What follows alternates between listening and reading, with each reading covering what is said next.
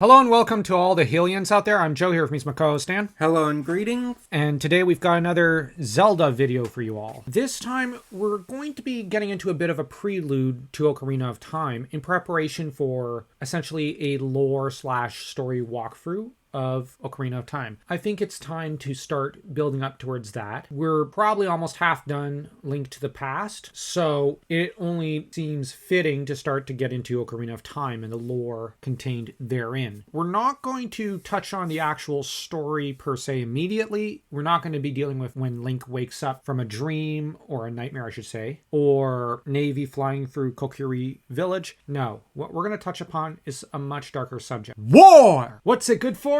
Money. I'm kidding. No. This war was not of any real use to anyone. The war that preceded the events of Ocarina of Time is one of the darkest events in Hyrule's history, in every meaning of the word. Not much is known. Every bit of dialogue we get about it makes it seem like a very bleak period. It was a time when the royal family was sundered and began to war with each other, and when the different provinces, or I should say counties and duchies, probably, of Hyrule, warred with each other, possibly for the Triforce, possibly for the crown, or both. For many, many years, possibly generations, Hyrule fell into a period of non-stop internal conflict and strife. This might be one of the darkest periods in Hyrule's history, and it brought the royal family to the brink of destruction. The line of Hylia was probably almost ended with this war, and it was into this conflict that Link was born. Born to war, this leaves in no doubt that this Link would not have the kind of peaceful life that other Links might expect later on. His would be a time of war, conflict, and tragedy. The conflict itself, as said, there's very little known about it. Thematically, though, sets the stage for the events of Ocarina of Time, is possibly why most of the nobility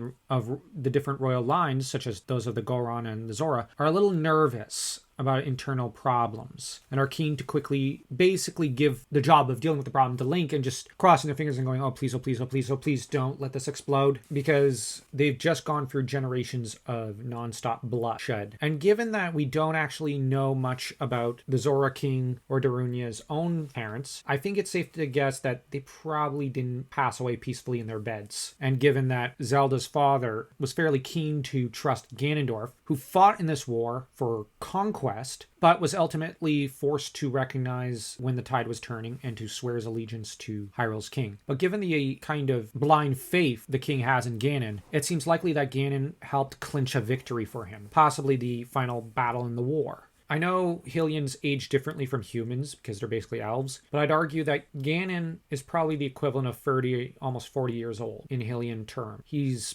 probably almost middle-aged, and he probably has quite a bit of fighting under his belt. He's likely fought in quite a few of the battles, and we know he did play a role in the Civil War. How this relates to Link is that at the time when the war was still kind of going on but waning, Link's father was killed. A knight of Hyrule, he had done his duty to his king, likely Zelda's father, fighting for honor, but also to protect his family and keep them out of the conflict. What does his knighthood tell us about Link's lineage? Well, it tells us he was probably of almost middle class, or possibly a household knight in the service of the royal family, likely the latter, which would put him kind of not exactly at the bottom of the pecking order, but he's not the highest ranking guy in the castle, but he is another warrior. He'd definitely be above the serfs and merchants who occupy Hyrule proper. So he was, if anything, of lower nobility, but not one who had his own keep, I imagine. Or if he did, he obviously lost his fort and there was nothing left in the end of the inheritance he might have once wanted to leave Link. Like I said, there's not much that's known. Personally, I think that Mother felt it necessary to take Link and run might tell us that there was some importance in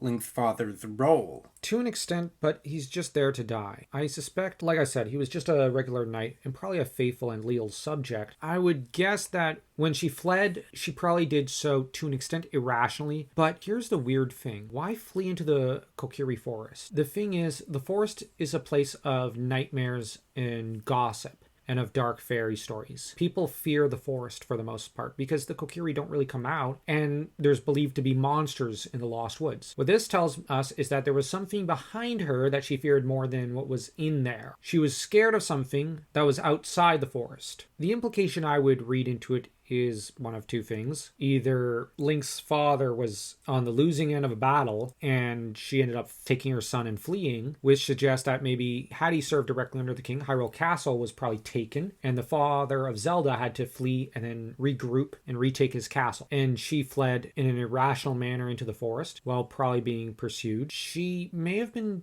used as a decoy. Zelda was about the same age as Link, and maybe there would have been an attempt to seize Zelda herself. So it's possible that Zelda's mother also fled and that Link's mom would have been used as a bit of a decoy. But she panicked and fled into the woods to dodge her pursuers, which would have served the royal family well. I kind of like this idea because it suggests that Link's parents were leal subjects to the royal family, just as Link would later be to the royal family. It might be a case where Ganon gave chase, or more specifically, his two mommy figures, the witches, though I'm not sure why they would have chased a baby Link. So yeah, we've got very little actual concrete knowledge and more theories to go off. But what is clear is that she fled into the woods and entrusted her son to the Great Deku Tree. And the Great Deku Tree did not take this duty lightly, but knew that there was something of destiny about this boy. Very likely, he could tell Link was in possession of that most sacred of gifts, the spirit of the hero. This was the new Link. And so the Great Deku Tree obviously named him Link and raised him as pretty much his favorite amongst the Kokiri. Right there, his backstory was one of tragedy and death, and would weirdly not be raised with any knowledge of his parents. Instead, his parents were to be Saria and the Great Deku Tree, which, all things considered, was probably for the best. But tell us what you think of this video and of this prelude to Ocarina of Time. Hopefully we'll soon be getting into the actual